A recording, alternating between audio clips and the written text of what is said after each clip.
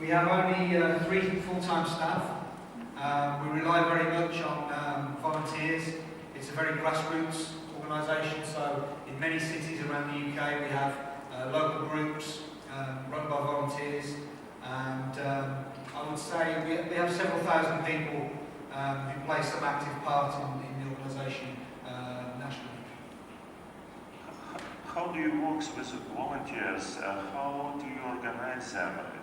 Do they have some kind of community volunteers?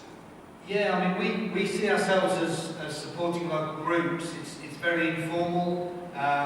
We do have conferences and things like that, but they're really, it's really about action. It's, we do want to talk about the things we're doing, but we also want people to do things, and it's very important. What we say to people is, even if you do a very small gig or event in your local club with 100 people, it's very important as well as the big events. And so we obviously have MySpace and Facebook and so on, how people can organise together. But we try to support people with the materials, and also as a place where the artist can relate to, one person. So we have the relationships, particularly with the bigger artists, and then we can link them up with the local gigs and local groups.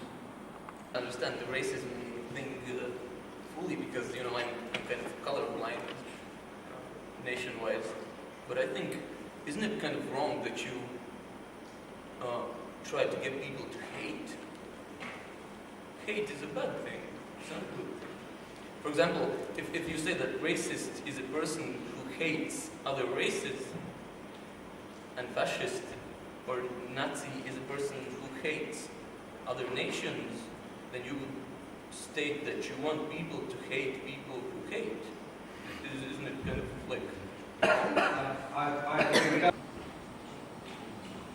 So this is Kareem. I would say with this situation, it's not saying love music, hate racists. It's saying love music, hate racism. We cooperate with all anti-racist, anti-fascist organisations, but we don't necessarily have the same way of working. Antifa is much more, I think, about direct action and things like that. We don't have a problem with that, but it's not what we do ourselves. Yeah, well, I can just,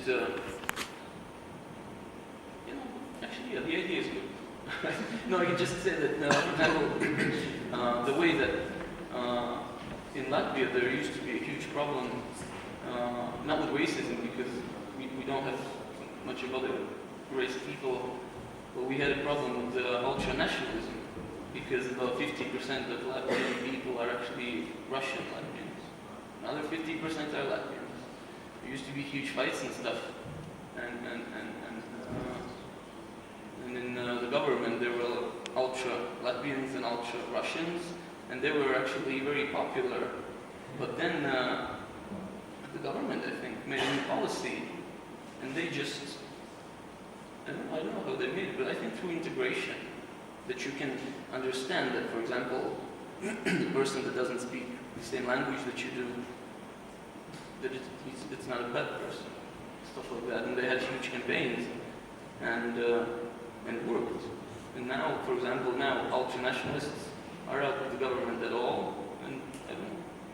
I think maybe the look should be made from a different angle. Like, I think we're not saying that ours is the only way to tackle racism. I think you need governments to do something. You need legislation. You need all kinds of different direct action if necessary. I think you need all different things. But we're saying that we think the cultural field is something that's very effective, because it's something people already do together. Whereas people may not feel they want to demonstrate or go on something confrontational. They can go to something like this and just demonstrate their feelings, through a music event. how does Like an all-white Britain, and of course the question then is, how would you achieve an all-white Britain? Presumably by force, by ethnic cleansing, by genocide if necessary. So part of our job we feel is to expose them and to reveal their true ideology, not the things that they say to get votes. Also, what the BFP do, which is very, very smart, is they'll take problems in the country which everybody can relate to. For instance, if the economy is bad, if there's high unemployment, they'll blame these types of problems on immigration and use fancy words basically to sugarcoat what they're saying. And so that's what it is. They take problems which are quite common, which everybody has a problem with in their country, and they direct the blame on a certain group of people. So yeah. How do you involve them into concerts or rock, hate, racism? We work with, there are organisations like us that work in the football area. So there's an organisation called Show Racism in the Red Cards and an organisation called Keep Racism Out of Football. And so we work in partnership.